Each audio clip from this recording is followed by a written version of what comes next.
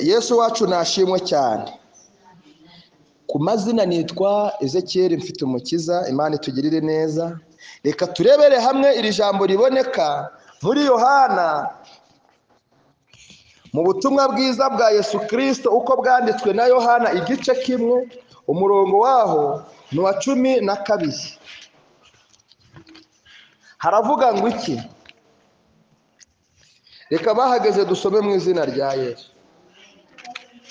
Icyakora abamwemeye bose bakizera izina rye yabahaye ubushobozi bwo kuba abana b'Imana. Haleluya.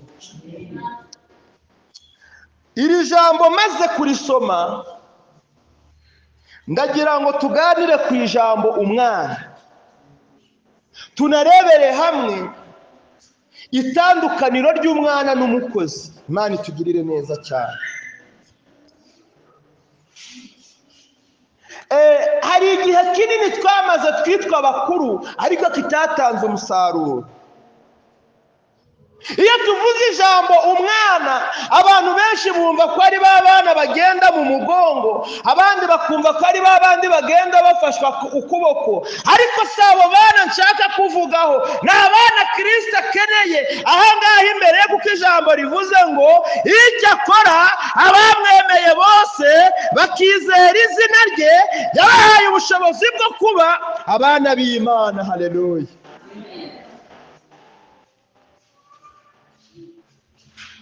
Abana b'Imana ni bande? Bibiliya ivuze ko ari abantu bamwizeye bose. Ubwo nushaka kugira imyaka 3 uri umwana w'Imana, nushaka kugira ukwezi kumwe uri umwana w'Imana, nushaka kugira imyaka 100 uri umwana w'Imana. Upfa kuba wujuje kondisiyo imwe gusa, kuba waragize gute? Waramwizeye. Haleluya. Yohana uyu nguyu wanditse ubu butumwa bwiza ni umwe mu bagabo bagendanye na Kristo imbona nkubone, ni umwe mu bagabo bazi Kristo neza uwo ari we. Ni kenshi bazamukanye imisozi, ni kenshi bambukanye inyanja, ni kenshi bagendanye mu mudugudu.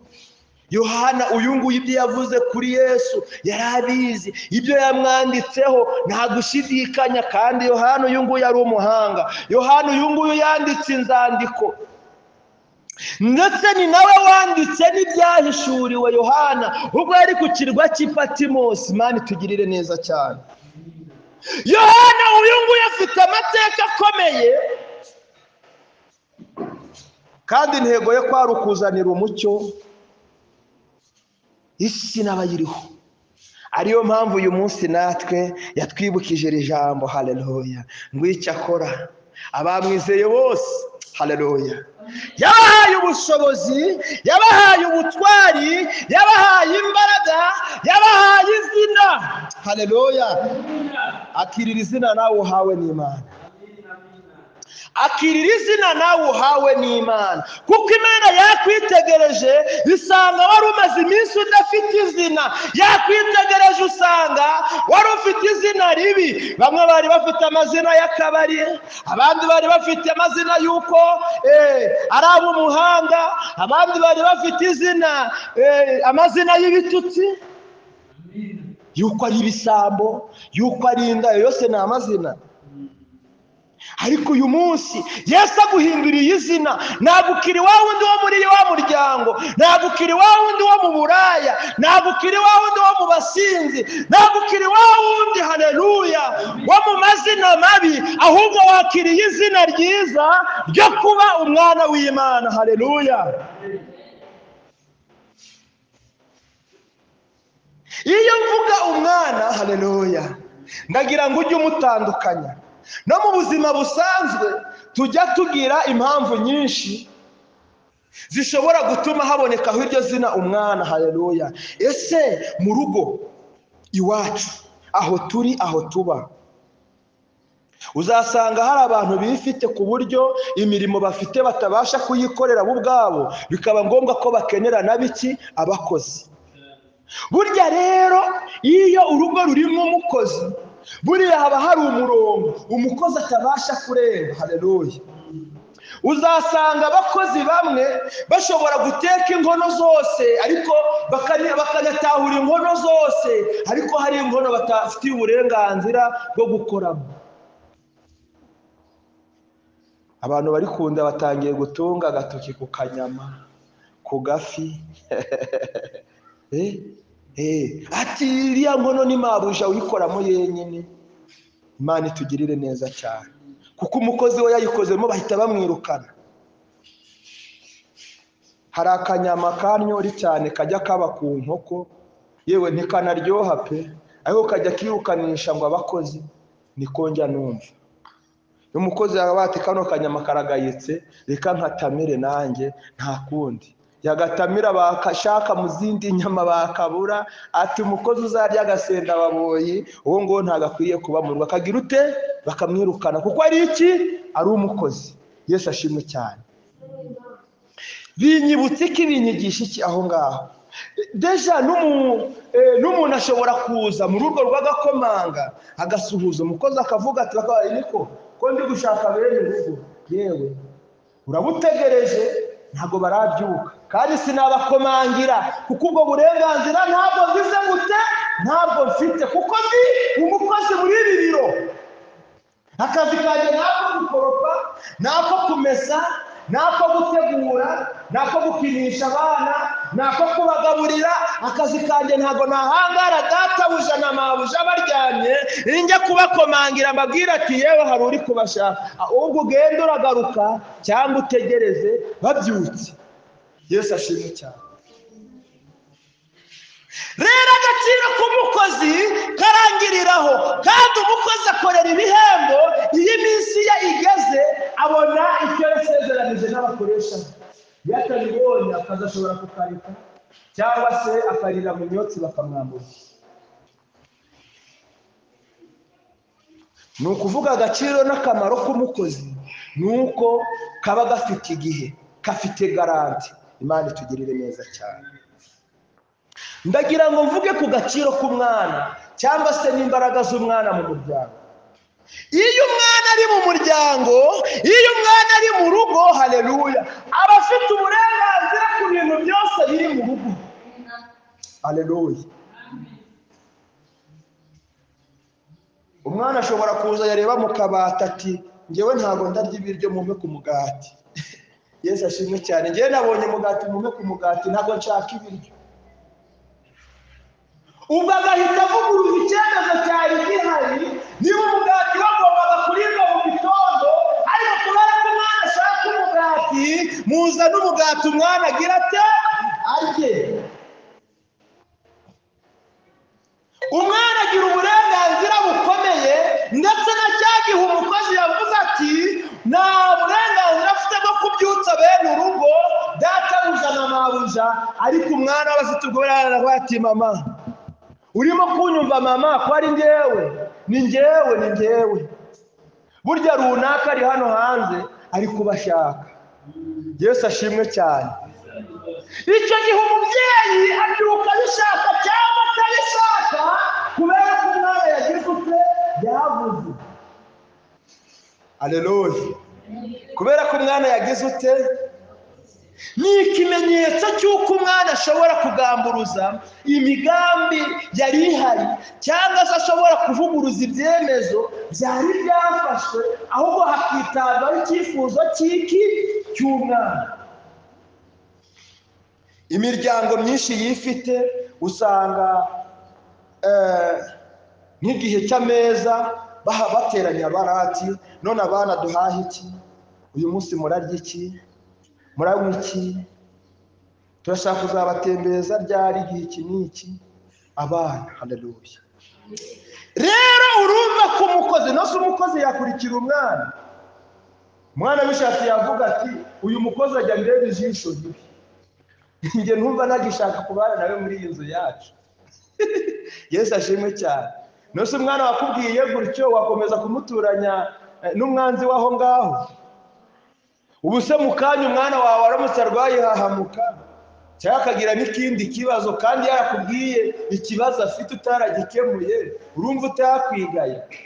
Icyo gihe uwo mukozi uramusezerera, umukozi wagenda wanagira ngo n'umwana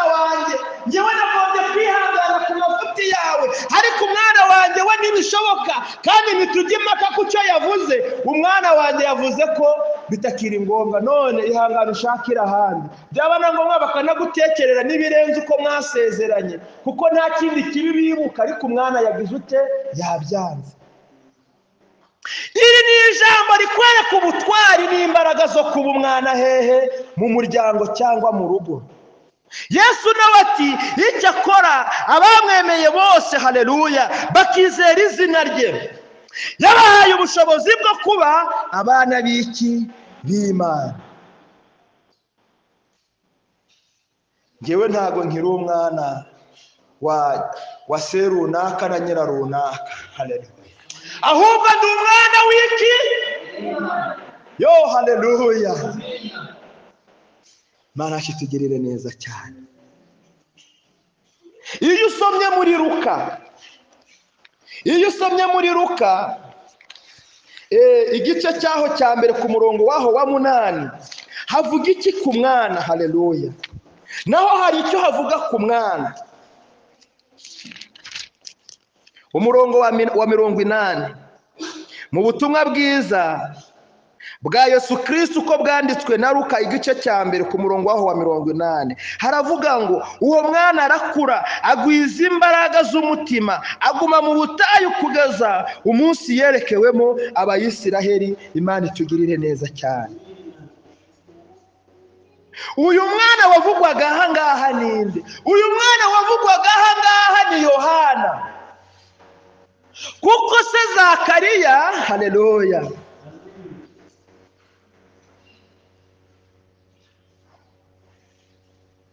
kuko se Zakariya ndetse na mama we Elizabeti, haleluya, bajya kumubyara bamubyaye mu mugambi w'Imana, bajya kumubyara bamubyaye mu isezerano. Ndetse uwo mwana, haleluya, ngo arakura, niko ijambo ritubwiye. Uwo mwana arakura, haleluya, ngo ndetse agwiza imbaraga z'umutima, aguma mu butayu kugeza igihe yerekewe mu iki? Abayisiraheli. Imana itugirire neza cyane. Ndagira ngo nkubwire weho wari umaze iminsi uri intabwa, wari umaze iminsi ufite agaciro nk'ak'umukozi, bagusuzugura, bakwirukana iminsi itageze, ukurwa mu byawe isaha yari itageze. Ariko Kristo mu bwami bwarakwakira uyu munsi kubwo kumwizera, kubwo kumwiringira, aguhinduriye izina, akwisa umwana w'iki? W'Imana. Haleluya. Tugiye gusenga Imana. Haguruka ku maguru yawe yombi. Tugiye gusenga Imana. Wongere wibuke uburyo wari Satani yari yarakwicaje ku ntebe itariyo. Wibuke uburyo ubutayu wari umazemo iminsi Satani yajyaga ahora kumvisha ko bitashoboka. Wongere uzirikane uburyo Satani yahoraga kuriza. Ariko uyu munsi wa none Yesu akugiriye imbabazi, Yesu aguhinduriye izina, akugize umwana we. Muri ubwo bwamubaye umwana, muri iryo juru, haleluya, uhindutse umwana. Imana itugirire neza cyane.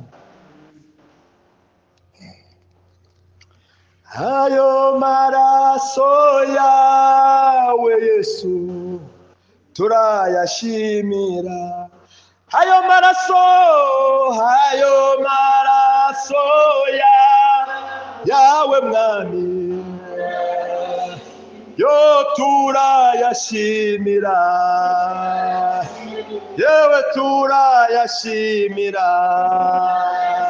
Zaratanke bonede gorantishe keriyebo. Haleluya. Mana data wa twese turagushimye, turagushimye kubw'amaraso yawe. Amaraso yawe niyo yatugize umwe, amaraso yawe niyo yatubashije kuba abana bawe, amaraso yawe niyo yatubashije kutuvana ku mazina y'insuzugurwa, arangije utuzana mu bikari byawe mwami. Kubw'aya maraso uradukiza, kubw'aya maraso uraturengera, kubw'aya maraso uradutabara, kubw'aya maraso uratwibutse, kubw'aya maraso duhinduriwe izina. Haleluya. Yo, izina ryawe nirihabwe icyubahiro mwami. Urakoze data wo kuri data wa twese. Niwarebye ko turi bagufi, niwarebye ko turi barebare cyane, niwarebye ko turi inzobe, niwarebye n'imiryango dukomokamo, ahubwo witaye ko twakwemeye. Tumaze kukwemera turakwizera. ibyo biduhereza ubushobozi bwo kuba abana b'Imana. Ndagushimye kubw'imitima iciye bugufi, kubw'aya maraso watumeneye. Ndagushimye kubw'imitima izamuye amashimwe no kubwo guhindurirwa izina Mwami, kuko ijambo ritubwiye ngo icyo akora abamwemeye bose bakizera izina rye yabahaye ubushobozi bwo kuba abana b'Imana. Data, turanezerewe ubwo turi abana bawe, ntacyo twabura mu bikari byawe, kuko ijambo ryarambwiye hariya muri Yesaya 26 ku murongo waho wa 3 ngo ugushikamishije umutima wowe uzamurinda ab'amahoro masa. Haleluya, izina ryawe nirishyirwe hejuru. Umuntu yamaze kuba umwana wawe nta mpamvu yo kugira ubwoba, kuko Yesaya 5 mu murongo waho wa 7 niho havuga ngo kuko Umwami Imana azantabara. Haleluya. Ngo nicyo gituma ntamwara, nicyo gituma nkomera, mu maso hanjye hakamera nk'urutare, ngo kandi nzi yuko ntazakorwa n'isoni. Yo, haleluya. Umuntu ari muri ubwo bwami akaba yahinduriwe izina. Haleluya. Hari ingingo zimurengera kubera ko ari umwana. Haleluya. Yesaya 54 ku murongo waho wa 17. Haleluya. Ngo ariko nta ntwaro zose bacuriye kukurwanya izagira ikigutwara. Haleluya. Ngo n'ururimi rwose ruzahagurukira kukuburanya uzarudutsindishiriza, kuko turi abana bawe, uzarutuneshereza kuko turi abana bawe. Cyubahiro ni cyawe Mana, cyubahiro ni cyawe Yesu, weho wadukunze kera. Cyubahiro ni cyawe Mana, weho watwishimiye tutaraka kumenya. Uyu munsi uduhinduriye izina kubw'urukundo dukunda. Cyubahiro ni cyawe n'ukuri. Data, dusoje tugukomera amashyi tukuvugiriza impundu.